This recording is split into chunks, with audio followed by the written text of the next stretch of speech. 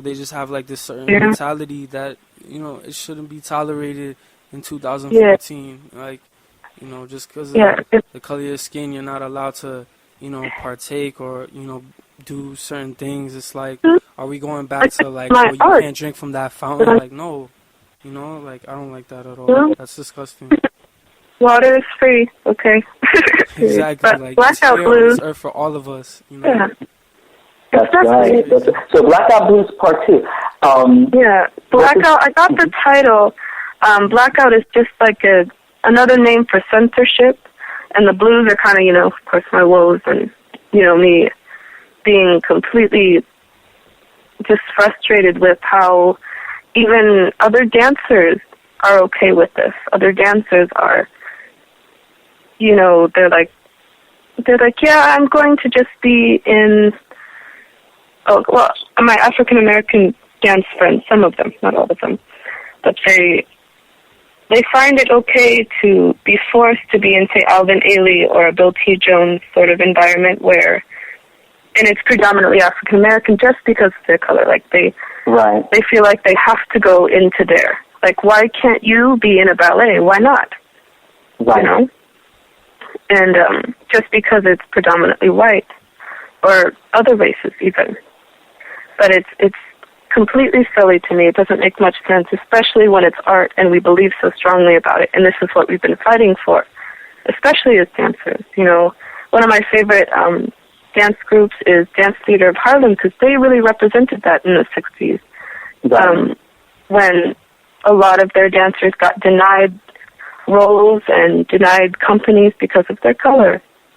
And it's not right. It's just not, it's not okay. Wow. It isn't right, but, look at it this way.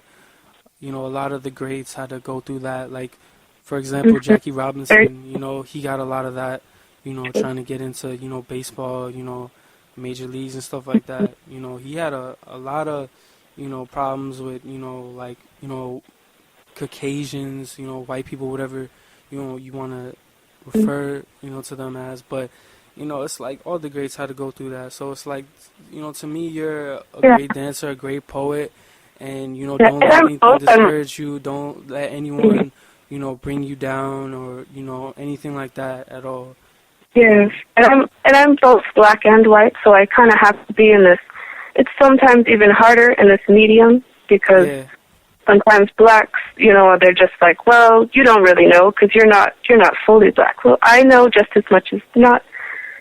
I know what race. You know more because tell me I don't. Because you get rejected by both sides, if anything. So you know a lot more. Yeah, if anything. Someone who's only black or only white. Yes, and it's very frustrating. So. But, to me, I think that's just gonna make all your stuff better. All your. I think you're right. Yeah. Yeah, that's gonna push you to be better than the rest of them. It does.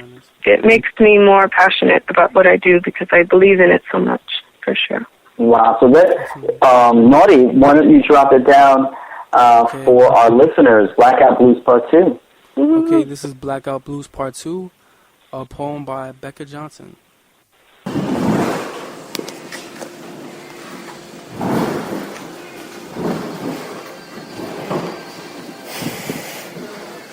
Because of my color, I could not be your swan princess. In white shoes, are my feathers too dark for you?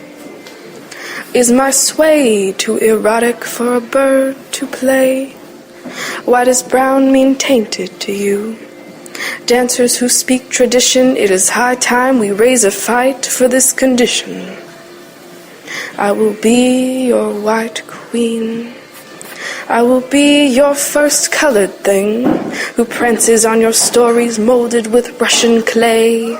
The Italians are brown and pale. It is your musty costumes that are stale.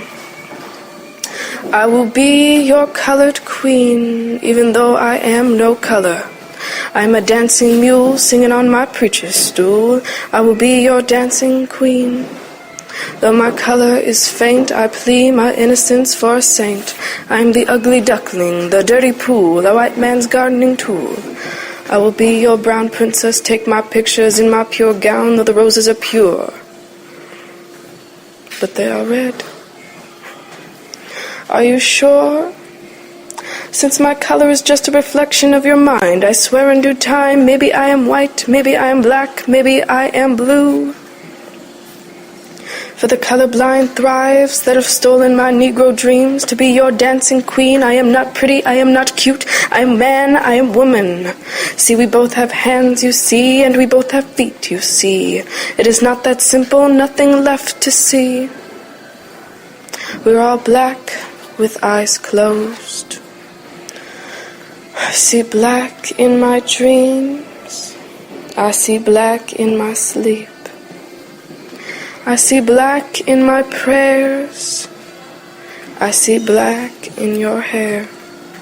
Open and you will see black everywhere. It is the dark of the night. Black is in tune. Black is behind and in front of the moon. Black is every color made one. Black was first before the white sun. Black is not gravity. Black is not clear, not hidden, yet not revered. Black is not colorless, it is color-filled, and there was only white in our eyes, we would be blind. The blind have white eyes, and if eyes had only black, we'd breathe our last. We need both colors to read on our Negro and Gringo TV screens that made it before color was mutated. Now we see HD clear with ears that have forgotten to hear. Like deaf dogs on my leash, I see my black traditions that have endured my white ammunitions. With my shortened white powder that has blocked my literate mind, I have sat in the seats of the pale. Yet my soul does not grow stale. I am not half, I am not quarter, I am not a stool you use to cross your borders. I am a modest tradition of stop, drop, and listen. I am a mouth of thick lips. I am proud. I am indefinitely repressed by a mind of no sides or division signs. I am one body, one woman, one mind. My father is a man traced by African slide. My mother a teacher, better yet a preacher. If my father is your brother, then my mother is no color but our sister, who too trembles on for our war-breaking victory. She is not a saint of skin, but a saint of sin, both in a lab of unknown kin. I am not confused or bruised or to be underused. I am not to be colored on with your crayons of ignorance that shade how I was made. Sit at your desk and play with someone else, sir, for I will lay your mind to rest, sir. Good luck, I wish you best, sir. Black your blues with my colored eyes that change mood over time. And over time I have learned to sing, as funerals have taught me to wear my soul as I weep. But I wear dark blue tonight.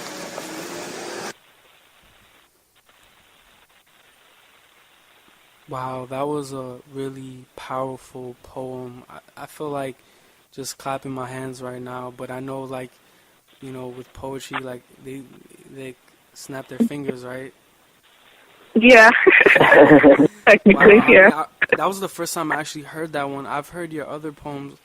That was the first time, and, you know, I really got lost in, like, a trance, and just, like, your voice, everything, you know, very, like, intrigued me. And I honestly felt like I was at, like, a Black Panther convention or something like that, like, for real. Like, That's awesome. like I felt like putting my fist up in the air when I was listening to it. Like, for real. That was great. Wow. And Bekah, we have Bekah Johnson from Riverside, California, here has graced us.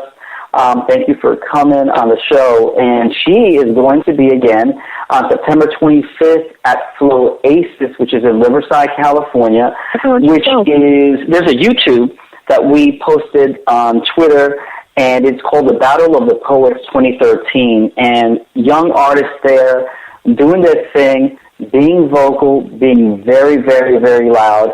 And Bekah will be there September 25th at 8 p.m. So you guys got to check it out. Please go. Please support the cause that is there. A lot of young artists I saw being represented at Floasis. What would be your advice to the young people of today, especially the young people who are interested in pursuing a career in the arts?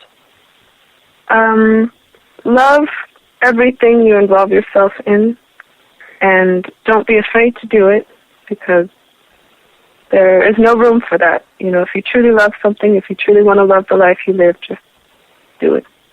Now, what about this? Sometimes it's very, very difficult to do what you love because of money, compromise. The world life doesn't open its arms to you when you want to be an artist. How do you deal with those setbacks of real life pressures, like paying the bills, paying the rent, and still having the inspiration when all these negative things are when these things that life presents are not the most motivating? Well, you're an artist, you know. Artists started in the streets, and they'll probably end up there too, you know. We don't thrive off of money, you know. We thrive off of heart, and you know, I have a job. It is you'll have to get a job. It won't pay the bills, I promise you. You know, just know what you have to do to get there, I think, and then get there, you know. And I guess use those experiences and difficulties in your poetry, which is like what you said, Blackout Blues grows from blues. Mhm. Yes.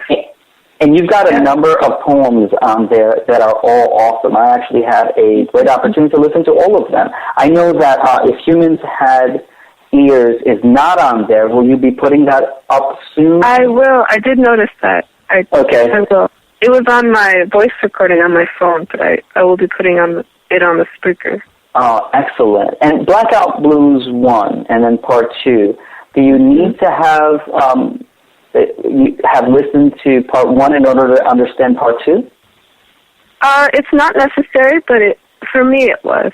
Part 2 is just sort of explaining why, you know, I'm sort of upset, why it is blues, and what I'm being censored in. And then Part 2 is kind of like a summary, actually. So, now, before September, I felt like I needed to explain myself. Now, before September, are there any things that we might be able to even catch in Riverside that has that, you know, impacting very loud things, maybe any kind of event or anything that we should look out for? I'm not sure for events, but a lot of my dance friends, we are very spontaneous, and so we'll just go out and dance randomly, so just look out for us, I suppose. Wow, okay, great. Would that be like downtown Riverside? Or would it be like at the mall? Is it at the mall? It could be anywhere. Oh, that would be great. That would be excellent. You know, and I don't know, we actually spoke before on what's a new craze now here. You could check it out at quietevents.com. And it is sort of a concept where to sort of deal with the idea of noise pollution in the city, a man, I think his name is William Peltz, he invented this thing where you could have a headphone party, and everyone who attends will be given a headphone, 3 frequencies to choose from, 3 different kinds of styles of music. Everyone wears a headphone. There's no ambient, very loud noise coming from all this music. It's probably just the sounds of thousands of feet, you know, pitter-pattering on the floor, and a lot of people being vocal also about their music. It's actually really nice. It's, you know, keeping things quiet, but at the same time it's loud in every ear. So I'm looking forward to things like that happening in Riverside, where we may try that. That'll be excellent. So, and then one of the segments of it's the events are called headphone parties, and they can happen anywhere, like in Queens or in Manhattan is where they usually happen, also near the Brooklyn Bridge. And one sort of take on it is you've got a couple of people with headphones on. I don't know how it works. I've never been to this one. And your party is mobile, so you are in the train, you're leaving the train, and everyone is, the people that are the guests, they have their headphones, and they're dancing. So, but they're in a train, a public train. That's like going on the number 1, and 5 of your girlfriends have headphones, and you're all jamming, right?